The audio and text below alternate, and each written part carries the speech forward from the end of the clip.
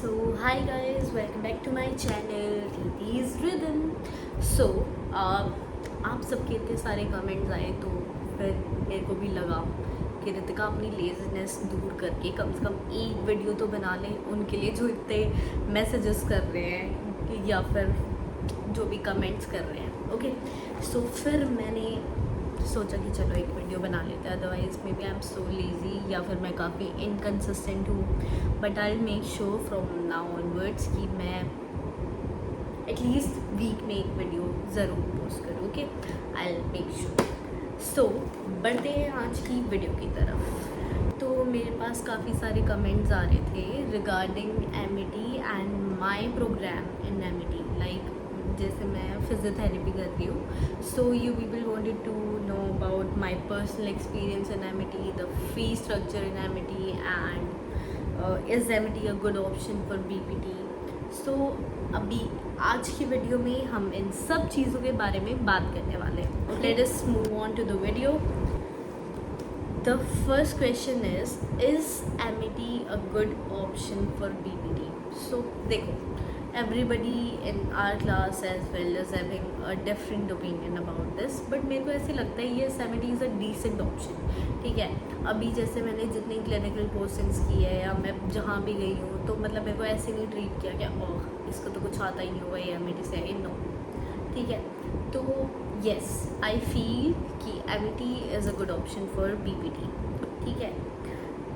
Next is कि आप और कौन सी जगह से बीपीटी कर सकते हैं इफ़ नॉट एमिटी। तो मेरे को ऐसे लगता है कि government universities are the best. ठीक है, आप जामिया में एडमिशन अगर आपको मिलता है बहुत बढ़िया है। ठीक है, अगर आपको प्राइवेट से करना है Sharda is also good, LPU is also good.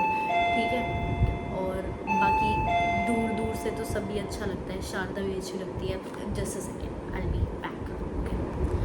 अगर आपको किसी प्राइवेट यूनिवर्सिटी में एडमिशन लेना है प्रोवाइडेड, तो Jamia is also good and LPU is also good as much as I know, जितना मैंने अब तक सुना है। बाकी ऐसे होता है, जब तक आप कहीं रियल में एडमिशन नहीं लेते you never know the struggle of that university. So best तो मैं एमिटी का बता सकती हूँ, that I will be discussing in the video first. मेरे को ये तो नहीं पता कि ये कैसे मतलब इनका कितना चेंज होता है हर साल में फ़ी स्ट्रक्चर, बट मेरे को इतना पता है कि आपका फर्स्ट ईयर की फर्स्ट सेमेस्टर सेकंड सेमेस्टर में सेम रहता है, सेकंड ईयर में थर्ड फोर्थ में सेम है, थर्ड ईयर में तुम्हारा जो फिफ्थ और सिक्स सेम की फ़ीस है वो सेम रहती है। ऐसे करके मतलब पर ईयर चेंज होता है। ठीक है, और आपको इंटर्नशिप, हमारे में तो जो इंटर्नशिप वाला जो 9th सेमेस्टर है उसके अंदर भी हमें पे करना है। ठीक है, लेकिन अभी तो देयर आर फर्दर चेंजेस, जो मतलब अभी चेंजेस हो गए हैं कि फिजियोथेरेपी अभी 5 इयर्स की हो गई है, it is no more of 4.5 years. तो अभी आगे क्या चेंजेस आते हैं फीस स्ट्रक्चर में, that I do not know, I have no idea regarding that. Okay, next is structure of the program. तो आपका यही है, first year, second year, third year, fourth year. First year में आपको anatomy, physiology, basic electro का basics और exercise की basics सिखाते हैं। फिर सेकेंड ईयर में अप्लाइड सिखाते हैं। फिर थर्ड ईयर में और सेकेंड ईयर में आपका बायोमैकेनिक्स भी आ जाता है। फिर थर्ड ईयर में आपकी और चीज़ें आ जाती है जैसे ऑर्थो, न्यूरो एंड आगे तो मैंने भी अभी पढ़ाई नहीं की है। So I am just in third year right now, so I will be like discussing about it maybe in my upcoming videos जब मेरा थर्ड ईयर कंप्लीट हो जाएगा। ओके, अब नेक्स्ट था मेरे पास कि हाँ, there was one more question कि क्लास की एवरेज स्ट्रेंथ कितनी होती है। तो हमारे अंदर, तो हमारे वाले बैच के अंदर 2 सेक्शंस हैं, there are 2 sections and each section is having may be 40 students, there about 40 to 45 students. ठीक है, अब क्लास की स्ट्रेंथ तो डिपेंड करती है कि वो कितने एडमिशन्स लेते हैं उस पर्टिकुलर ईयर में। Okay, next is classes and मतलब बेसिकली क्लासेस का क्या रहता है, तो आपकी हर सब्जेक्ट की there are some particular number of classes. जैसे एनाटमी के 128 थे हमारे, ठीक है। तो आप आपकी फैकल्टीज़ वो जितने टाइम में कंप्लीट कर लेते हैं 128 क्लासेस, फिर आपका उस सब्जेक्ट की क्लासेस नहीं लगती है। तो इट इज़ नॉट नेसेसरी कि 6 महीने का ही सेमेस्टर होता है और एक सेमेस्टर 6 महीने का ही हुआ है। मैंने ये चीज़ नोटिस की है कि जो ओड सेमेस्टर्स होते हैं, जैसे कि सेमेस्टर 1 और 3, ये थोड़े से बड़े होते हैं और इवन जल्दी ख़त्म हो जाता है, उसका पता ही नहीं लगता कब ख़त्म हुआ है, ठीक है।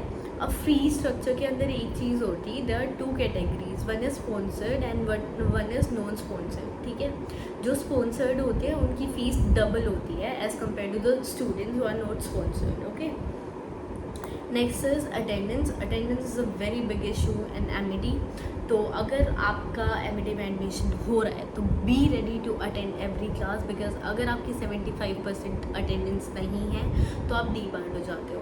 There is one more thing कि अगर आपकी 70 to 74 है तो आप हो सकता है आपको बी कैप मिल जाए। कुछ चीज़ें करनी पड़ती है उसके लिए, वो मैंने कभी नहीं किया है बिकॉज मैं कभी डी बार्ड अब तक तो नहीं हुई हूँ, ओके। नेक्स्ट इज़ एग्ज़ाम्स कैसे होते हैं। वही 1 महीना तो आप ऐसे लगता है कुछ काम नहीं है, कुछ काम नहीं है, कुछ काम नहीं है। फिर इंटरनल स्टार्ट होते हैं, तब इतना प्रेशर आने लग जाता है। इंटरनल्स की डेट शीट, आपको पीपीटी प्रेजेंट करनी है, वो प्रिपेयर करनी है, असाइनमेंट्स और quiz, this that, there are so many things, okay. और उसके बाद अगर हम बात करें रिज़ल्ट्स की, तो रिज़ल्ट्स आपके जल्दी तो नहीं, 1 महीने के अंदर आपका रिज़ल्ट भी आ जाता है हर सेमेस्टर का। नियर अबाउट 1-1.5 महीने में रिज़ल्ट आ जाता है। और अगर हम क्राउड की बात करें तो देखो, अगर मैं मेरे को तो ऐसे सब डिसेंट लगते हैं यार, मेरे को तो ऐसे कुछ लगा नहीं यार, जैसे कॉलेज के बच्चे होते हैं वैसे ही होते हैं हर जगह, ठीक है। There is nothing different in Amity, ठीक है। खासकर हमारे डिपार्टमेंट में तो बिल्कुल ही। Our department is like, I feel it's very boring. And let me tell you one more thing which I feel you should know, कि there is a dress code for physiotherapy students in MIT, कि आप आपको formal clothing रखनी है, आपको formally dress होकर जाना है। एंड जब आपकी लैब क्लासेस होती है तो आप ऐसे बन बना कर ही जा सकते हो, this is for the girls, and ऐसे होता है, ओके, ठीक है। And they are strict about it sometimes, जब भी उनको याद आ जाएगा तो वो आपकी अटेंडेंस कट कर सकते हैं, ओके। और ये नहीं होता कि आप बस ऐसे सब्जेक्टिव चीज़ें ही पढ़ते हैं कि जैसे एनाटमी, फिजियोलॉजी, बस ये बेसिक सब्जेक्ट्स ही होते हैं। There are more subjects like business communication, and उसके बाद आपको EVS एनवायरमेंटल स्टडीज़ भी पढ़ना पड़ता है, साइकोलॉजी भी पढ़नी पड़ती है। और एक और चीज़, अगर आप उसके अंदर आप एक चीज़, जब आप रजिस्ट्रेशन का फॉर्म फिल करते हो उसके अंदर आता है कि do you want to start your own venture, या फिर आपको हायर स्टडीज़ चूज़ करना है। Please do not choose I want to start my own venture until and unless you are ready to attend one more class of entrepreneurship on every Thursday. Usually university में Thursday half day होता है, but for students like us जिन्होंने start my own venture choose किया था, we have to attend one extra class, जो कि कभी कभी 2 क्लासेस भी हो जाती है, अ class of 2 hours of the same subject, ठीक है, just because I chose that subject. But मेरे को ऐसे लगता है I don't regret that, because मेरे को ऐसे लगता है मज़ा आता है मेरे को पढ़ने में, ओके, वो पढ़ने में मेरे को मज़ा आता है, इसलिए I do not regret it. But आप सोच समझ कर चूज़ करना। अगर आपको हायर स्टडीज़ करनी है तो हायर स्टडीज़ चूज़ करना। MIT के लिए आप जो फॉर्म भरते हो ना, that is not just a form, that is your life in your university, okay.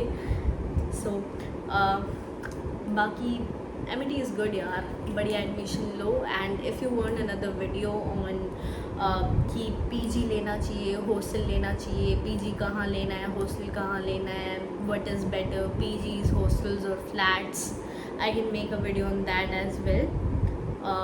Okay, bye bye, take care. Do like, comment and subscribe my channel, okay? I made video for you all.